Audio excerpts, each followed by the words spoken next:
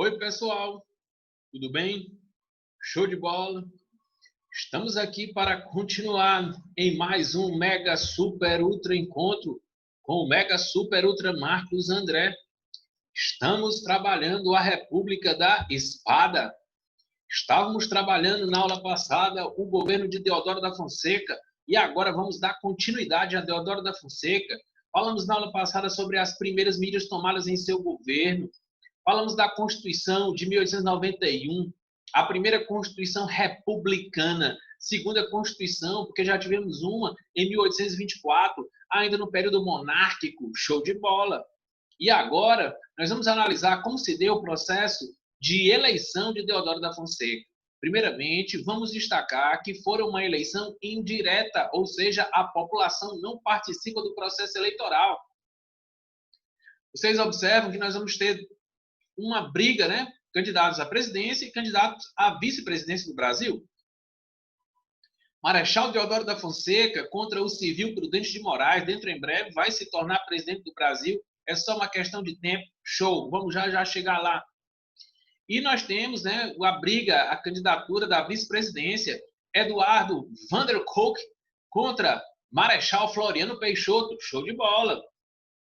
Dentro desse contexto, né, gente, nós vamos analisar o processo, como se deu essa questão da eleição indireta. Deodoro da Fonseca, né, vence as eleições com aproximadamente 129 votos contra 97 votos de Prudente de Moraes. Show! E o Eduardo, ele fica com candidato à vice-presidência, fica com 57 votos contra 153 votos de Marechal Floriano Peixoto. Então, nós temos aí uma chapa vencedora dos militares. Nós temos Marechal Deodoro da Fonseca, candidato eleito à presidência do Brasil, com 129 votos, e nós temos a vitória, né, do candidato à vice-presidência, Marechal Floriano Peixoto, com 153 votos. Show, show, show. Vamos à frente. O governo do Deodoro da Fonseca, gente, ele tinha muita oposição. Foi um governo, gente, que apresentou, foi um governo que enfrentou diversos conflitos contra republicanos, contra próprios militares, contra setores da oligarquia. E o Deodoro da Fonseca, como militar, não era acostumado a trabalhar com oposição. Era sempre, né, gente, ele dar a ordem e aquelas outras pessoas obedecerem. Só que no cenário político nacional isso não funciona assim. Então, ele não soube lidar com a oposição e ele adotou uma medida muito dura. Ele mandou fechar o Congresso Nacional. Decretou o estado de sítio, né? E o estabelecimento da censura e prisão de inúmeros oposicionistas.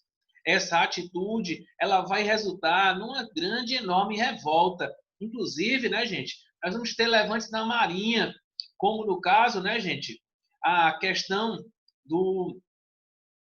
de levantes contra o Deodoro da Fonseca, como no caso a revolta da Armada.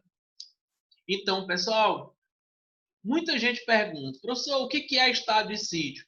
Estado de sítio é quando os poderes, né, gente, o legislativo e o judiciário, eles são anulados. E o poder executivo, o poder do presidente, passa a ter um grande, imenso e enorme, extremo poder. Professor, mas isso aí é, de certa forma, uma espécie de ditadura? Não. Isso é um instrumento democrático para, de certa forma, favorecer uma parcela da população. Mas como assim, professor, isso pode favorecer? Vocês sabem que quando uma lei precisa ser aprovada, ela tem que passar pelo legislativo, pelo judiciário. E no caso, quando o Deodoro da Fonseca instala o estado de sítio, a sua posição, passa por cima dos outros poderes. Mas, professor, isso não é viável. Digamos, né, gente, que nós estamos passando por uma crise, né?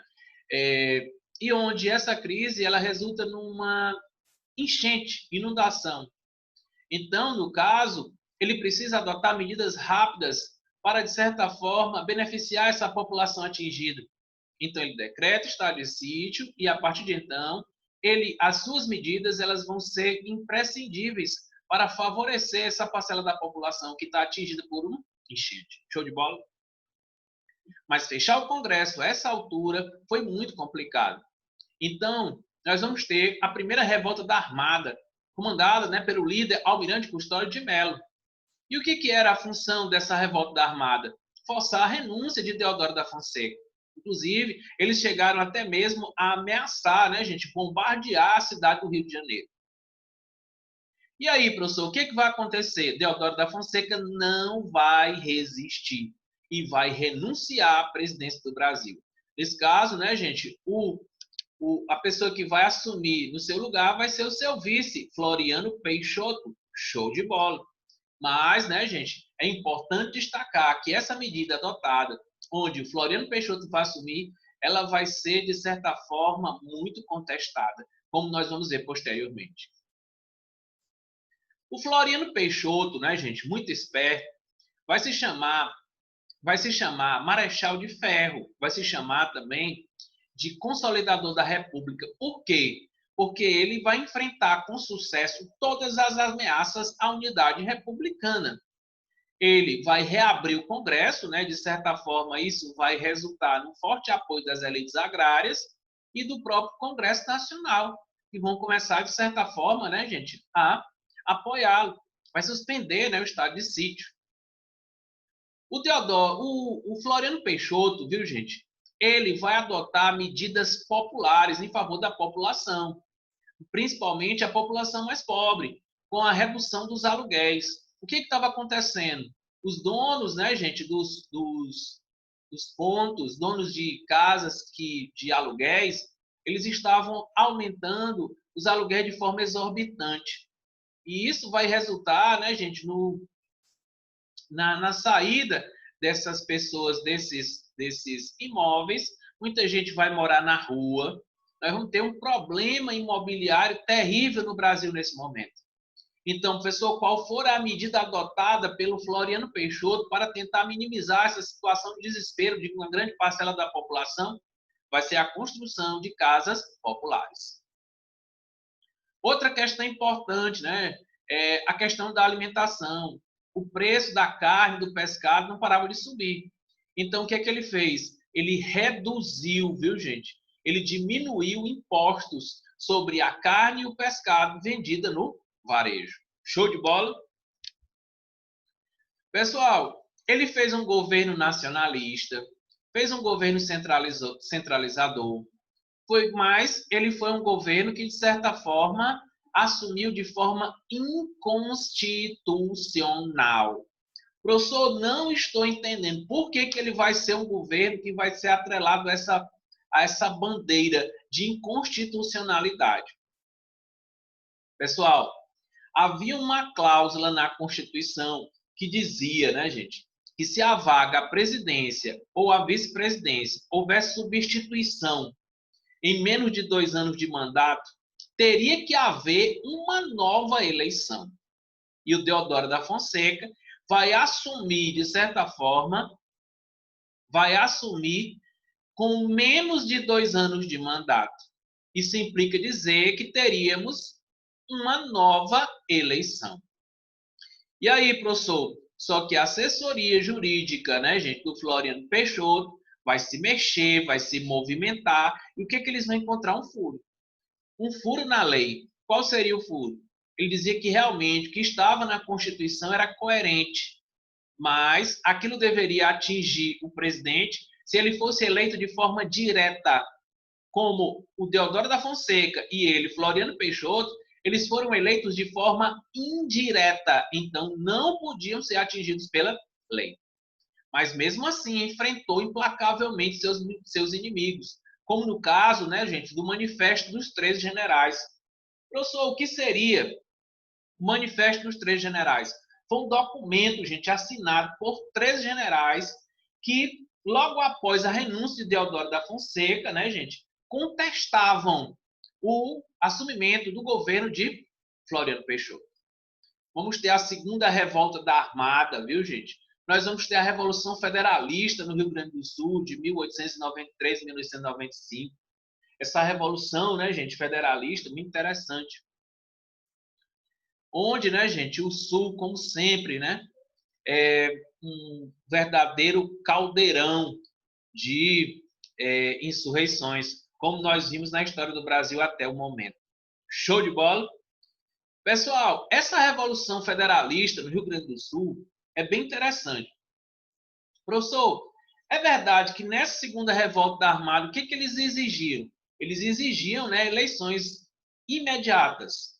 O Rio de Janeiro chegou a ser bombardeado mais uma vez. Inclusive, né, quem sofreu foi um navio chamado Aquidauã.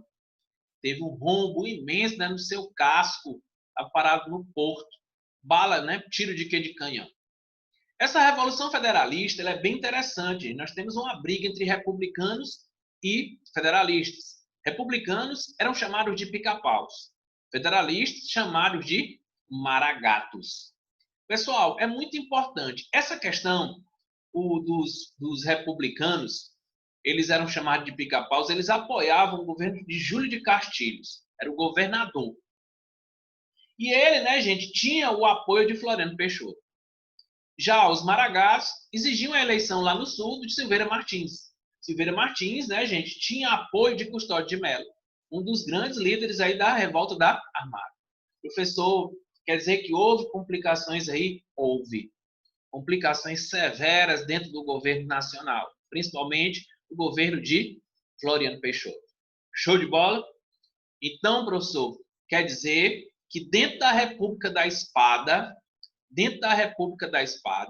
nós vamos analisar inúmeros conflitos, até mesmo militares, contra a ordem militar no poder. Então, professor, o que vai acontecer?